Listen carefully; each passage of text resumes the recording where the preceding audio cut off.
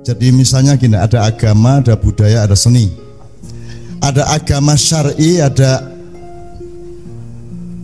agama hakiki. Maksudnya syar'i itu peribadatan simbolik, apa namanya, ekspresinya jelas, ya, waktunya jelas, prosedurnya jelas, itu agama syar'i. Terus pada hakikatnya setiap perbuatan baik kan sebenarnya bisa disebut unsur agama hakiki, betul enggak? Betul enggak? Semua kebaikan kan diajarkan oleh Allah melalui agama. Jadi apa saja yang baik itu sebenarnya secara hakiki dia adalah bagian dari agama. Bener enggak nih? Bener enggak? Bahwa nanti ada ukuran syar'inya, misalnya, loh tapi kamu kan kamu berbuat baik sama tetanggamu, tapi kan kamu bukan orang Islam. Nanti biarkan ada kriteria itu, tapi hakikinya orang berbuat baik tetaplah berbuat baik, dan kita hanya bisa mendoakan mudah-mudahan Allah menerimanya. Itu saya menyebutnya kasus Abu Thalib. Menurut Anda Abu Thalib pamannya Rasulullah itu muslim apa bukan? Bisa memastikan kalau dia tidak bersyahadat? Bisa memastikan? Pasti tidak mengucapkan syahadat di depan orang lain ataupun di depan Rasulullah. Tapi kalau dalam hatinya bersyahadat, Anda bisa memastikan dia tidak bersyahadat. Jadi wani gue ngomong Abu Thalib dudu muslim. Wani gue. Wes muga-muga ngono itu ya. Wong iki men muga-muga. Wong kowe wis rabi wis muga-muga meteng. Ora iso memastikan meteng to. Wis meteng we muga-muga lahir, wis lahir we muga-muga selamat, wis selamat muga-muga berkembang baik, ora cacat sak piturute, kan begitu. Oke. Jadi ada agama yang tampak secara formalistik ya, dan ada agama yang hanya kita lihat substansinya. Maka ada budaya yang syar'i atau formal, ada budaya yang hakiki.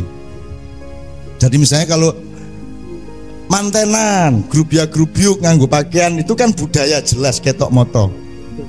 Tapi ada budaya-budaya misalnya karpet, diker waktu sholat. Terus supaya sejuk sholatnya pakai kipas angin atau pakai AC, itu budaya bukan? Budaya, meskipun tidak kita sebut budaya, tapi hakikinya dia budaya. Seni juga begitu. Ada seni yang formalistik, ada paketnya, ada tari, ada puisi, ada seni rupa, ada lagu, itu formal. Tapi seni yang substansial kan muncul di mana-mana. Coba Mbak tadi, yang tadi maju, atau Mbak tadi waktu ke sini, jilbabnya itu dipilih apa ambil saja? Dipilih. Ambil saja apa dipilih? Dipilih. Dipilih. Pertimbangannya memilih itu pertimbangan agama apa pertimbangan apa? Yang dipilih kan warnanya tadi, betul enggak? Berarti kalau memilih warna pertimbangan apa? Pertimbangan seni, betul enggak? Pertimbangan seni. Jadi seni ada nggak di dalam aktivitas agama? Ada. Bayangkan kalau nggak usah agama, budaya aja tanpa seni kan rapenak-penak. Oh. Saya sering memberi contoh. Saya bertamu ke rumah beliau. Secara agama dia harus ikramud dhuyuf. Wa may yu'min billah wal yaumil akhir fal yukrim dhaifahu, maka beliau menjalankan syariat untuk menerima saya sebagai tamu dengan sebaik-baiknya. Dan salah satu bentuk budaya dari menerima tamu yang baik adalah nyugui, betul enggak? Betul enggak? Nyugui itu kan di Arab beda, di Amerika beda, di sini beda, Pekalongan sama Jogja aja beda, betul enggak? Jadi kalau beda-beda berdasarkan sosiologi yang berbeda berarti dia budaya, betul enggak? Kalau sholatnya sama, sholatnya sama di mana-mana, siapapun. Tapi kalau budaya beda cara menghormati tamu, betul enggak? Oke.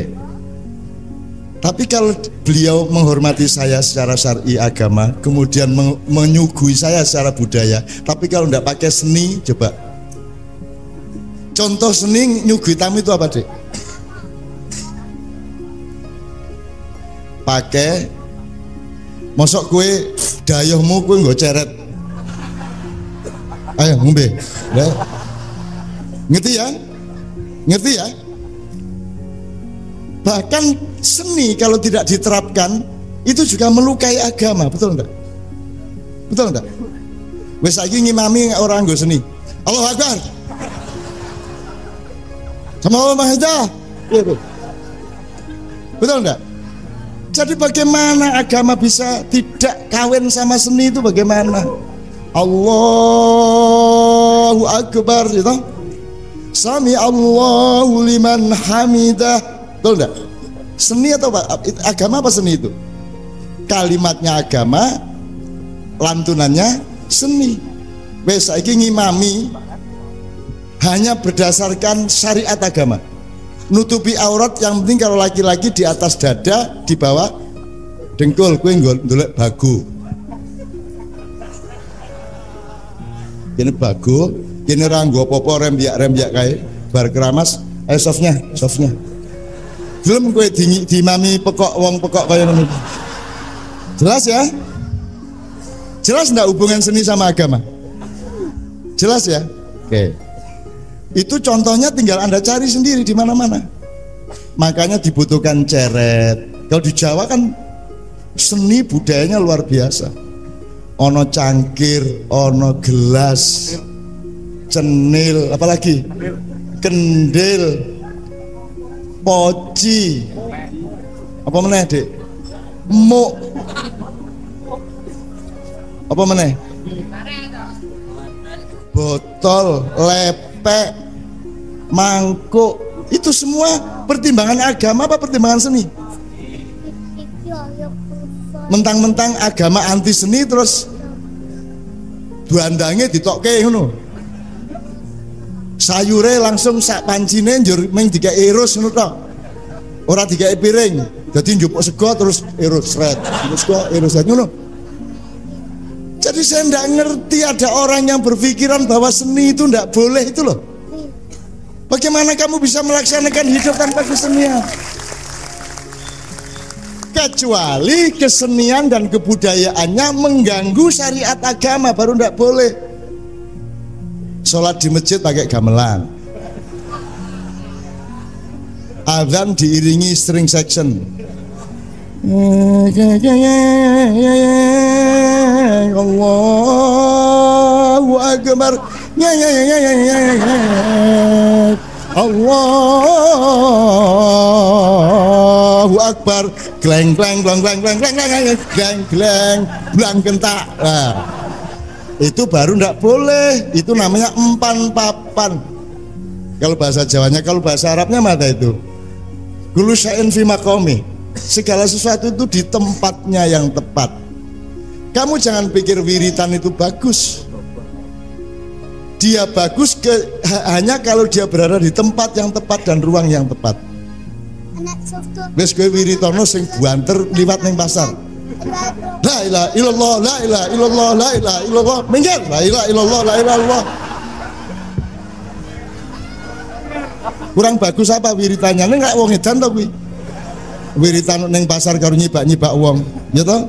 Jadi semua fi maqami, fi makani, wa fi saati, kan gitu ya. Semua di waktu dan ruang yang tepat. Ketepatan ruang dan waktu itu juga seni, bukan hanya agama. Agama yang membutuhkan, agama juga menyuruh tepat. As-sholatu ala waktiha. Kesenian juga harus tepat. Misalnya aku jaluk nada, Pak Doni, dong apa wes? Do, nih. Sholatullah, salamullah. Dulu ya, biasa lagi. Coba sing pales, kue teng ning pales suaramu. Ora suaranya sing pales. Sholatullah harus tepat nggak nadanya? Jadi ketepatan itu tidak hanya tuntutan agama, dia juga tuntutan kesenian, dia juga tuntutan kebudayaan. Wes nek ora percaya, kacamatamu apik to Mas? Ning kacamatamu, ning jajal diwalik. Lek nganggo diwalik. Madhep menduwur coba jajal. Wes piye? Kalau nanti kamu pulang ke rumah, kamu punya istri, terus kamu pulang ke rumah, terus kacamatamu kok balik, bojomu kan sok toh, Iki bojoku kendir apa ya saiki ya. Kan begitu, betul enggak? Jadi tuntutan agama banyak sekali yang sama dengan tuntutan budaya dan seni. Tidak bisa dielakkan, tidak bisa dielakkan. Baju itu budaya dan kesenian dan agama. Sebagai penutup aurat dia agama, sebagai keindahan untuk dilihat dia kesenian, dan sebagai syarat pergaulan dia kebudayaan. Betul enggak? Dan ini sekali golek contoh. Bahkan di dalam Islam kesenian diatur sedemikian rupa meskipun tidak dilihat oleh orang lain. Misalnya nek nguyuh dodok ngono kaya. Misalnya wis kowe ning jero kamar mandi. Ora ketok wong toh. Artinya ndak ada urusan seni dan budaya. Wong ndak ketok wong. Ning kowe nguyuhe ngene iki.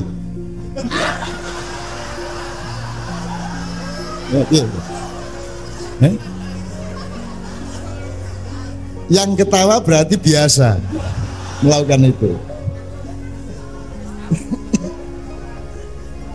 Ngono ya, Mbak, sampai di sini cukup jelas ya apa yang kita temakan pada malam hari ini ya. Jadi sekarang bisa nggak kita mengelakkan seni? Nggak bisa, meskipun dia harus pada tempatnya dan pada ruangnya. Jadi misalnya gamelan begini ya jangan di dalam masjid lah, itu kan secara budaya ndak enak. Meskipun secara syar'i belum tuh ndak boleh. Tapi timbangannya ora penak karo wong liya wis mending aja, kan begitu. Kita ngalah aja lah. Aslinya jane ora apa-apa. Keplok barang ning masjid ora entuk to saiki. Ono kuwi. Dalile. Ning jero masjid ora entuk keplok. Misale wong maca Quran ora entuk keplok. Ono dalile. Logikanya ono ora? Apa sing salah? Itu kan cuman perjanjian hati ra penak nek keplok. Mengono tok to. Itu cuman urusan budaya. Ning janjane keplok ra apa-apa. Sing salah apa dengan keplok? Wong kowe seneng banget ngaji apik banget dan bersyukur ya Allah apik banget. Boleh ndak itu sebenarnya? Sebenarnya boleh. Cuman kita punya perjanjian budaya yo aja lah nek iki dudu bal-balan ya. Jadi nek bal-balan keplok ora apa-apa ya toh, ning nek cah ngaji ya ojo kan begitu. Dan itu bukan syariat, itu perjanjian budaya. Nah, orang sekarang tidak bisa memilah-milah di agama, di budaya, di kesenian. Nah, malam hari ini kita belajar itu. Nah, sampai di sini kalau ada sesuatu yang akan diresponkan saya persilakan, Bapak. Tafadhol. Tafadhol. Monggo, Bapak. Kalau ada monggo. Jadi agama itu memang bertingkat-tingkat, Cak Nun. Ada agama itu ada yang memang pokoknya saja. Misalnya kalau kita makan, yang penting tidak mati. Cukup makan nasi, ya nasinya saja. Itu kan juga pokok. Tapi ada agama itu juga yang tidak cukup hanya makan saja, tapi ada ya makan, ada lauk pauknya, ikan asin misalnya kan itu, ada ikan asinnya. Tapi masa makan hanya nasi dengan ikan asin saja? Ya lauk pauknya yang agak bergizi sedikit, tambah daging, air susu. Makanya kemudian ada agama itu yang apa namanya tersiernya. Ada agama yang penting pokoknya, kemudian ada sekundernya, ada yang tersiernya gitu kan. Seperti tadi itu, jadi seni, budaya dan agama. Jadi agama itu memang intinya saja. Mungkin yang budaya itu adalah yang sekundernya, tapi dan yang seni itu adalah tersiernya gitu. Seperti sholat, kalau yang agamanya saja ya cukup Allahu Akbar bisa. Tapi nanti kan ada budayanya, ada sininya, gitu kan. Tepuk tangan semuanya teman sekalian. Jadi ini sebuah cara pandang yang lebih memudahkan lagi untuk memahami itu semua. Jadi sebenarnya sudut pandang tidak cukup, karena sudut biasanya cuma 4, 8, 16. Sebenarnya hidup itu berapa segi sih? Kehidupan ini berapa segi? Tidak persegi kata beliau, bulatan. bukan hanya lingkaran tapi bulatan. Kemanapun pergi dia bulat. Demikianlah alam semesta, demikianlah planet-planet, demikianlah rembulan, matahari dan semuanya. Demikian juga hidup. Maka sebenarnya kalau kita hanya mengandalkan sudut pandang, sisi pandang, betapa sangat sedikitnya yang kita pahami mengenai sesuatu yang kita pandang itu. Maka sesungguhnya ada jarak pandang, makanya ilmu yang tertinggi ya tawaf. Kita kelilingi semua suatu keadaan itu, kita kelilingi, dilihat dari sini sampai akhirnya ada resultan, ada titik tengah. Khairul umuri awsatuha. Gitu ya teman-teman sekalian. Mudah-mudahan ini alhamdulillah ini cepet loh nih, karena mahasiswa sih ya. Cepet, apalagi mahasiswa Stein gitu. Stein apa? Stein. Akan menjadi IAIN, Institut Agama Insya Allah Negeri ya.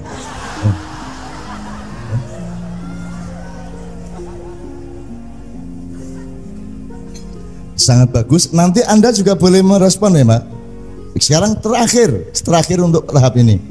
Apakah untuk menjadi Islami, untuk menjadi agamawi, untuk menjadi agamis itu ibaratnya seni, atau misalnya seni atau budaya itu harus qasidah, harus sholawat, harus Arab? Apakah kalau Jawa, Barat, Afrika, India, Melayu itu kalah nilainya dibanding Arab?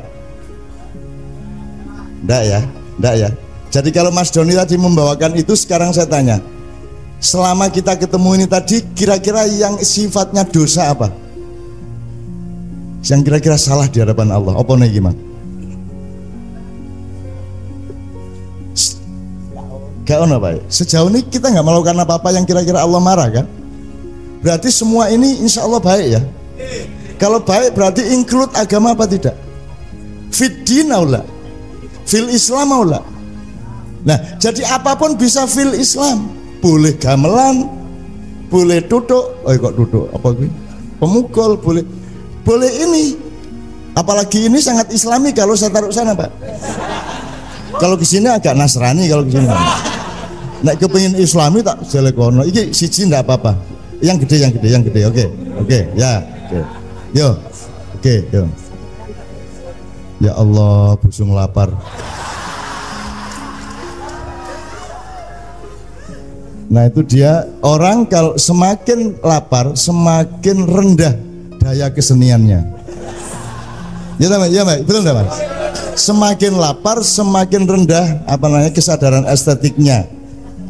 Jadi wong nek orang ngelepak njupuk kacang ini Pak. Nah, iki mau ora? Udah kehilangan keseniannya. Kenapa? Mergo kere.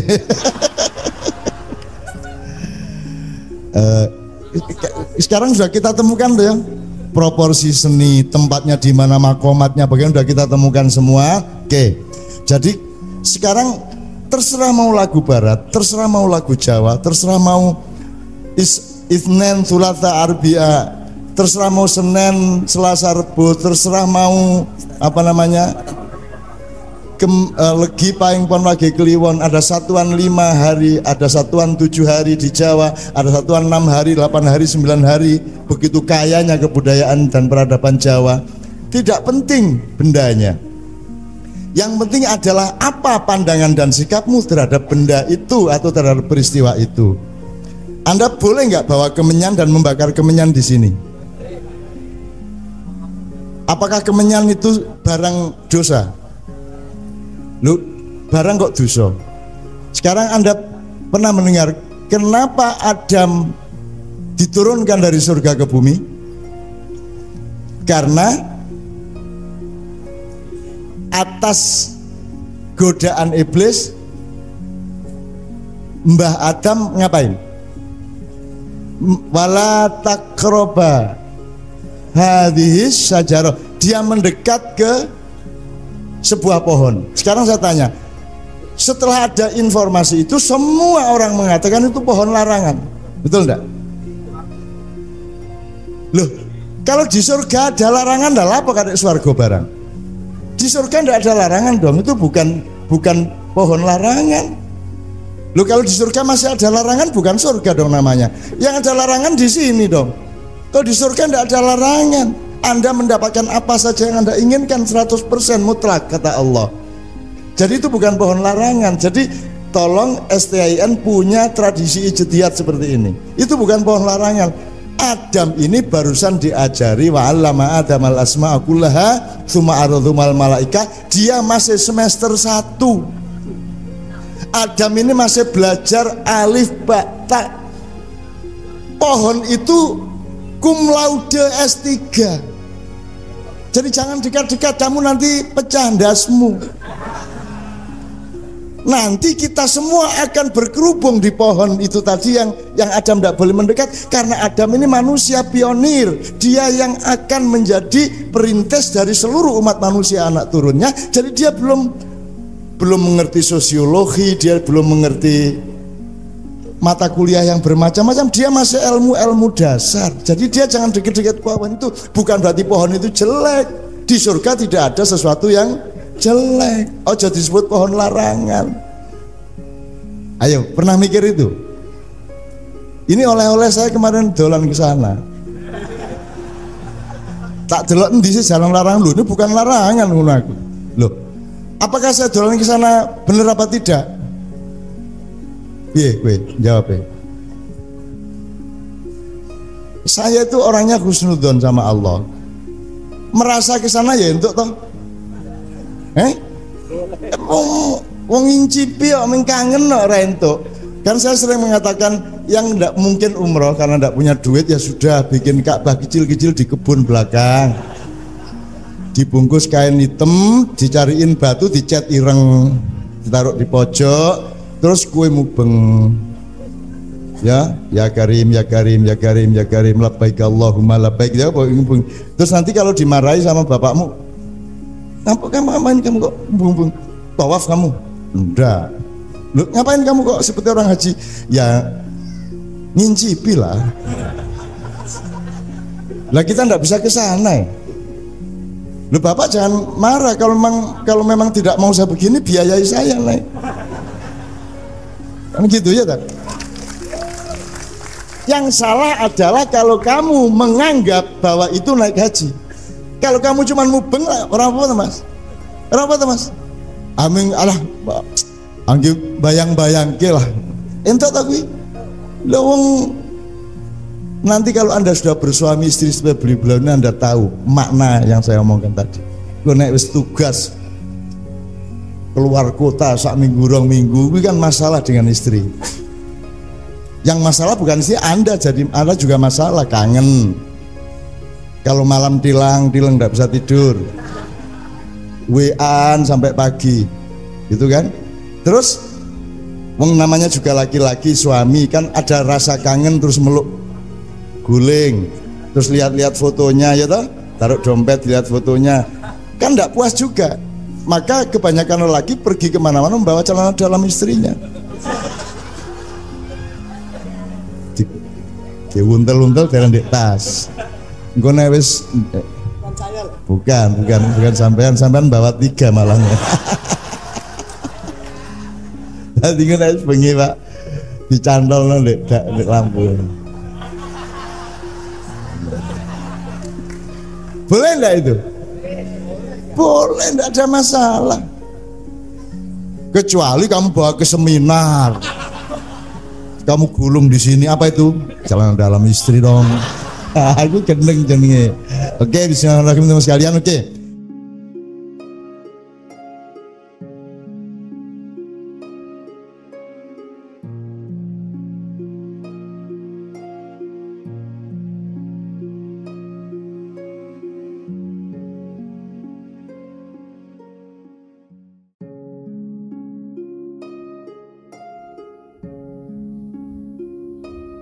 Assalamualaikum warahmatullahi wabarakatuh. Ketetapan ruang dan waktu. Hari-hari ini, kecakapan dan keterampilan manusia dalam menciptakan sesuatu sedang menunjukkan tajinya. Beberapa hasil karya manusia yang begitu mengagumkan telah digunakan secara menjamur di berbagai belahan dunia. Alat-alat yang canggih diciptakan dengan pikiran yang kreatif. Bukankah demikian? Olah pikiran yang brilian, hasil dari pengaplikasian konsep ide yang diterjemahkan dengan metode saintifik.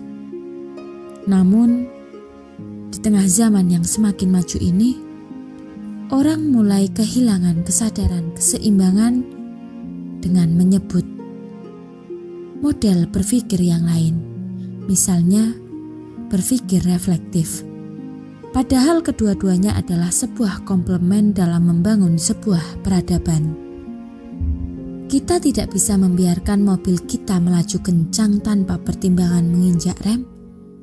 Bisa dibayangkan jika orang hanya berpikir kreatif tanpa memikirkan dampak positif maupun negatif teknologi yang dibuatnya.